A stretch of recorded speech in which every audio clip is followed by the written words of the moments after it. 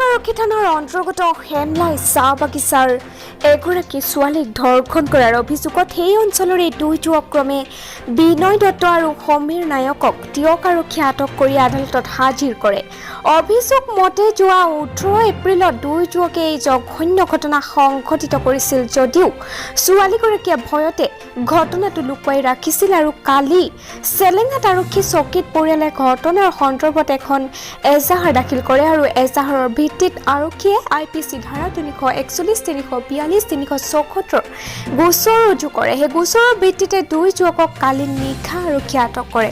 উল্লেখ্য যে দুই যুৱকৰ বয়স মাত্ৰ 19 বছৰ আৰু ভুক্তভোগী ছোৱালীগৰাকীৰ বয়স যুৱকদ্বয়তকৈ কম বুলি জানিব পৰা গৈছে।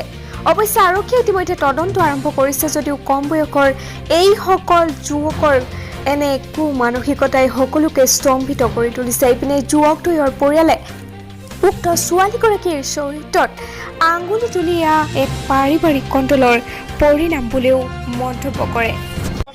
ভাই ভনী হয় বংশৰ ছোৱালী তাৰ দাদুহঁতৰ লগত মানে গৰুৰ বিষয়ে লাগিছিলে, সেইটো কেছ ডিছমিছ হৈ গ'ল, কেছ দিছিলে, সেইটো কাৰণে তেনেকে কৰিছে না কি সেইটো মই ক'ব নোৱাৰো। ইমানেই কথা মোৰ ভাইটি মানে ৰেপ কেছত পচাই দিছে মোৰ ল'ৰাকেইটা। কোনোবাই কৰিলে ল'ৰা দুটা মোৰ ফচি গৈছে। মোৰ পঢ়া ল'ৰা হয়, মেট্ৰিক দিব। মোৰ দুখ লাগি আছে। এটা কোনো ফচাইছে মানে ছোৱালী ঘৰৰ মানুহ ফচাইছে। আমাৰ ছোৱালীজনীৰ চৰিত্ৰ স্বভাৱ একেবাৰে বেয়া, চবেই ক'ব একেবাৰে বেয়া ছোৱালীজনী। কিমান বয়স ছোৱালী সেইটো মই নাজানো, কিন্তু মোৰ আত্মা কান্দিছে কাৰণে মই কৈছো। আপোনাৰ ল'ৰাতকৈ ছোৱালীজনী ডাঙৰ নে সৰু? ক'ব নোৱাৰো, সৰু হ'ব নেকি। কিন্তু মোৰ ল'ৰা আহিলে পঢ়ি আছে, মোৰ দুটা ল'ৰা, মোৰ ভাইৰ ল'ৰা, মোৰ ল'ৰা। কিন্তু তাৰ লাইফটো বেয়া কৰিছে। ছোৱালীজনী একেবাৰে বেয়া, ৰেকৰ্ড একেবাৰে বেয়া। চবেই আমাৰ ৰাইজৰ চবেই ক'ব বেয়া, আমাৰ মানুহ চবেই ক'ব। কিবা পুৰুষ থাকিলে মানুহ পচাব লাগে, একো পুৰুষে নাই। মোৰ ল'ৰা কেইটা বিনা দুখত ফচি আছে। সেইটো কাৰণে মই আৰু বেছি আছিলো দুইটাই। আৰু কালি পুলিচ আমাক গৈ লৈ আহিলে, আমি সেইটোকে একো নাজানো কি হৈছে। কেলৈ লৈ আহিছে নাজানো কি হৈছে সেইটো। তোমাৰ নামটো কি? সমীৰ নায়ক। তেওঁ বিনয় দত্ত।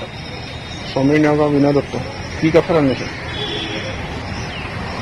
সেইটো নাজানো, আনিছে খালি আমাক সোধা নাই এতিয়ালৈকে। তোমালোকৰ বয়স কিমান? মোৰ 19। মোৰ ছোৱালীজনী চিনি পাওঁ, আমাৰ ভনী হ'ব। কি নাম?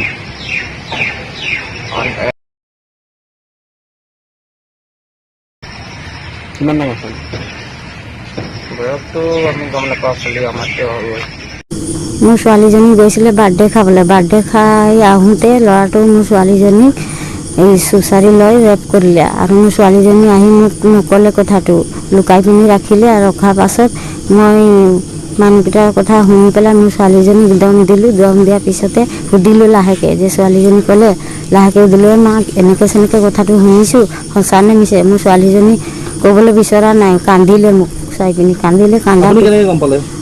মই গম পালোঁ মানে ছোৱালীজনীক লাহেকৈ সুধিলোঁ, মা মই বাগানত তেনেকৈ চেনেকৈ কথাটো শুনিছোঁ, সঁচা নে মিছা?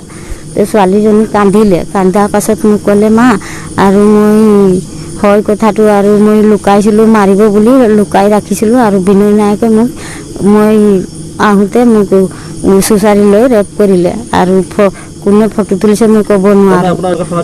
15 বছৰ হৈছেহে। কোন ক্লাছত পঢ়িছে? ক্লাছ 9ত দিছিলোঁ।